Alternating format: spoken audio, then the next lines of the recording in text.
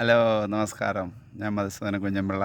നമ്മുടെ കഥ ഞാനൊരു കഥ പറയട്ടെ എന്ന ചാനലിലെ നാഗമണി രണ്ടാം ഭാഗം നമുക്ക് കേൾക്കാം.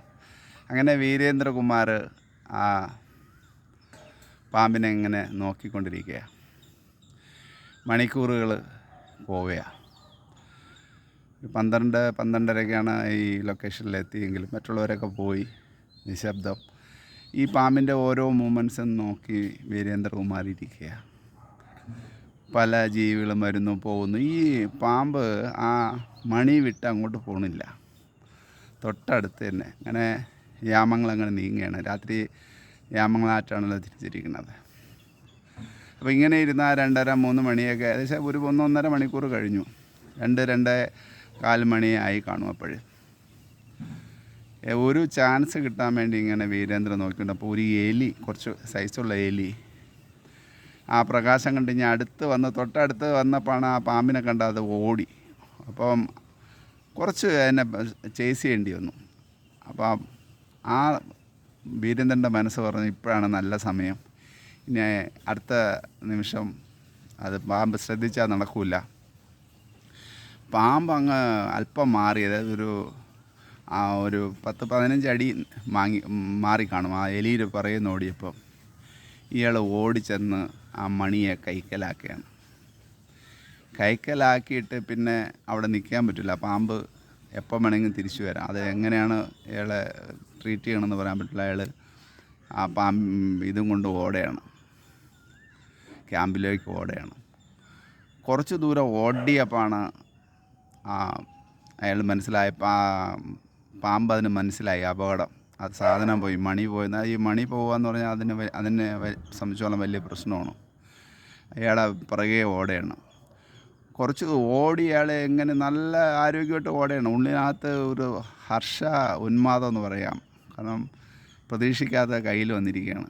അപ്പോൾ ഇനി കുറച്ച് ദൂരം കൂടെ ഓടിയാൽ അവൻ രക്ഷപ്പെടും. പക്ഷേ ഈ ഓട്ടം നോക്കിയപ്പോഴാണ് ഒരു സീൽക്കാര ശബ്ദങ്ങളും. ആദ്യം ഒരു പാമ്പായിരുന്നു, അത് 2ആയി 3ആയി.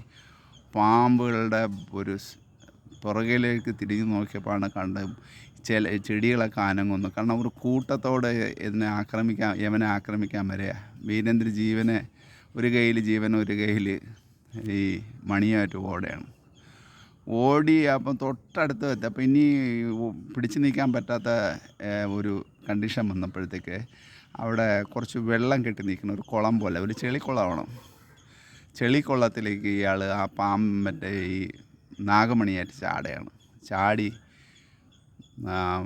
നടുക്ക് നിൽക്കുകയാണ്. അപ്പം ഇയാൾക്കൊരു തോന്നലുണ്ട്, പാമ്പ് വെള്ളത്തിലിറങ്ങില്ല. ശരിയാണ്, അയാളുടെ കാര്യം ശരി തന്നെ. പാമ്പുകൾ എങ്ങനെ നിൽക്കുകയാണ് 4 ചുറ്റിനും, വെള്ളത്തിലിറങ്ങുന്നില്ല.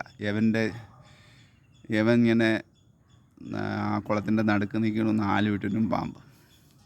അപ്പം കുറച്ച് കഴിഞ്ഞിട്ട് ഒരു 1.5-2 മിനിറ്റ് കഴിഞ്ഞിട്ട് പാമ്പുകൾ ഈ വെള്ളത്തിലേക്ക് ആഞ്ഞ് കുത്താൻ തുടങ്ങി.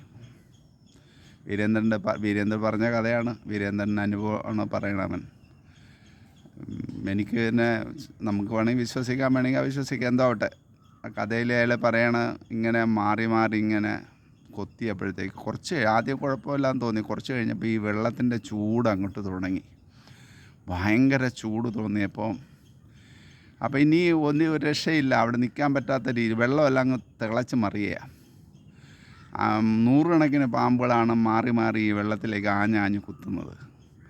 അപ്പോൾ അയാളെ മരണം അടുത്തുനിന്ന് ഒന്നീ പാമ്പിൻ്റെ കടി കൊണ്ട് ചാവണം, ഇല്ലെങ്കിൽ അവിടെ വെള്ളത്തിൻ്റെ ചൂട് കൊണ്ട് ചാവും. ആ ഒരു അവസ്ഥ ആയപ്പോൾ ഇയാൾ എന്ത് ചെയ്തെന്നറിയാമോ? ഇനി രക്ഷയില്ലാന്ന് പറഞ്ഞുകൊണ്ട് ആ കയ്യിരുന്ന മണിയെ കരയിലേക്ക് എറിയുകയാണ്. കരയിലേക്ക് എറിഞ്ഞത് അതിലൊരു പാമ്പ് ആ മണി എടുത്തുകൊണ്ട് പോകുന്നു. അടുത്ത 2-3 മിനിറ്റിനകത്ത് ഒറ്റ പാമ്പുകളുമില്ല, എല്ലാം പിൻവാങ്ങി. ആ മണി പോയതോടുകൂടി അയാൾ രക്ഷപ്പെട്ടു. അയാൾ ജീവൻ തിരിച്ചു കിട്ടിയെന്ന് പറയാം. അത് കഴിഞ്ഞിട്ട് അയാൾ പതുക്കെ കര കയറി. ആരെങ്കിലും പിന്തുടർന്നോ? ഒരു പാമ്പുമില്ല. പക്ഷേ അയാൾ ഭയങ്കര ദേഹമൊക്കെ ഒരുമാതിരി നീറ്റൽ തുടങ്ങി, ഒരുമാതിരി മുള വരച്ചൊഴിച്ച പോലെ എന്നാണ് അയാൾ പറയുന്നത്.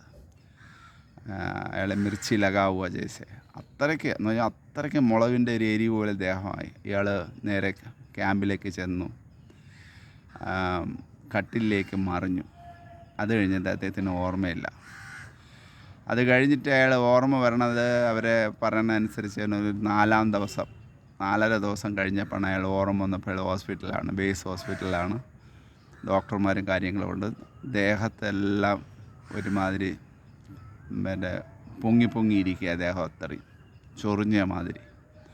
അപ്പോൾ ഡോക്ടർമാർക്ക് അവർക്കും തോന്നിയിരുന്നത് എന്താ പറ്റിയത്. കാരണം ഈ ഡ്യൂട്ടി കഴിഞ്ഞ് വന്ന് കിടന്ന അയാൾ രാവിലെ എഴിക്കാത്തതുകൊണ്ട് അവർക്ക് സംശയം തോന്നി നോക്കിയപ്പോൾ ഭയങ്കര ചൂട്, ശരീരമെല്ലാം ചൂട് പിടിച്ച് കിടക്കണം. പിന്നെ അവർ ഹോസ്പിറ്റലിൽ ഓർമ്മയില്ലാതെ കിടക്കുകയാണ്.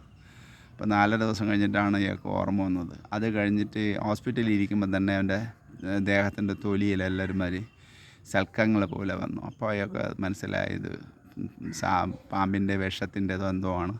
പക്ഷേ അയാൾ പറഞ്ഞത് ഡോക്ടർമാർക്ക് പോലും വിശ്വസിക്കാൻ പറ്റില്ലെന്നാണ് പറയുന്നത്. ചുരുക്കം അത് കഴിഞ്ഞിട്ട് ഇയാൾ ലീവ് എടുത്തിട്ട് കുറേ ട്രീറ്റ്മെൻറ്റൊക്കെ ചെയ്തപ്പോൾ ദേഹത്തൊന്നും മാറുന്നില്ല. പിന്നെ ഇയാൾ സന്യാസിയെക്കുറിച്ചും മതപരമായിട്ട് നീങ്ങാം, ഹിന്ദുവിസമായിട്ട് പോകാമെന്ന് പറഞ്ഞിട്ട് സന്യാസിമാരെയും സ്വാമിമാരെയും കണ്ടപ്പോൾ അത് ഏതോ ഒരു സ്വാമിയാണ് പറഞ്ഞത്, നിങ്ങൾ ഇത് പാമ്പിൻ്റെ ശാപമാണ്, ഇനി നിങ്ങൾക്ക് ഇതിനെ രക്ഷിക്കാൻ പറ്റുമെന്ന് പറഞ്ഞാൽ ഈ ഇന്ത്യയിലുള്ള നമ്മളെ പവിത്രമായ നദികളിൽ മുങ്ങിക്കുളിക്കുക. അങ്ങനെ അയാൾ ഈ കാശിയിൽ വന്നിരിക്കുകയാണ്. ഇനി രാമേശ്വരത്തും വരും, നമ്മുടെ പമ്പയിലും വരും. അയാൾ പറയാണ് നിങ്ങളുടെ നാട്ടിൽ എനിക്ക് വരണം, നോട്ട് ചെയ്തിട്ടുണ്ട് എവിടെയൊക്കെ പോകണമെന്നുള്ളത്. അപ്പം അയാൾ പറഞ്ഞതിൻ്റെ ഇടയിൽ ഞാൻ അയാൾക്ക് ഒരു ചായ വാങ്ങിക്കൊടുത്തു. അവിടെ നിന്ന് ഒരു ചായക്കടക്കാരൻ, ചെറിയൊരു ചായക്കടയുണ്ട്, അവിടെ നിന്ന് വാങ്ങിച്ചു കൊടുത്തിട്ട് ഞാൻ പറഞ്ഞു എന്തായാലും ഞാൻ നിങ്ങൾക്ക് വേണ്ടി പ്രാർത്ഥിക്കാം, നിങ്ങളുടെ അസുഖം മാറട്ടെ. അപ്പം വൈദ്യശാസ്ത്രം കൂട്ടി നിൽക്കില്ല, വൈദ്യശാസ്ത്രത്തിൽ നിന്ന് കിട്ടാത്ത അത് ഇങ്ങനെ പൂജകളും ഈ മുങ്ങിക്കുളിയിൽ അദ്ദേഹത്തിന് കിട്ടുമെന്ന് അദ്ദേഹം വിചാരിക്കുന്നു. എന്തായാലും ശരി, വീരേന്ദ്രൻ്റെ ബാക്കി കാര്യങ്ങളൊന്നും എനിക്കറിയില്ല വേറെ അബൌട്ട്. പക്ഷേ വീരേന്ദ്രൻ്റെ അസുഖം മാറിയെന്ന് വിശ്വസിക്കുന്നു. അസുഖം മാറി കാണും, അല്ലെങ്കിൽ മാറട്ടെ.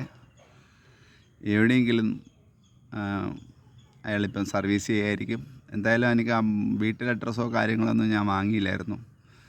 ടെലിഫോൺ നമ്പരൊന്നും അന്ന് അത്രയ്ക്ക് ഫോണൊന്നും കൂടുതലൊന്നും ഇല്ലാത്ത സമയത്താണ് ഇത് അദ്ദേഹത്തിനെ കണ്ടുമുട്ടുന്നത്. അന്ന് നമ്മുടെ പോലെ മൊബൈലൊന്നും അപ്പോഴും ഇല്ല. മൊബൈലുണ്ടായിരുന്നെങ്കിൽ ഞാൻ അയാളുടെ നമ്പരും കാര്യങ്ങളൊക്കെ അപ്പോഴും വാങ്ങിച്ചേനെ.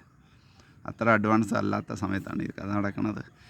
എന്തായാലും ശരി, എനിക്കും ഇപ്പോഴും ഇങ്ങനെ അത് വിശ്വാസം വന്നിട്ടില്ല ഇങ്ങനെ ഒരു സാധനം ഉണ്ടെന്നോ. പക്ഷേ അയാൾ പറയണതിൽ അവിശ്വസിക്കേണ്ട കാര്യമില്ല.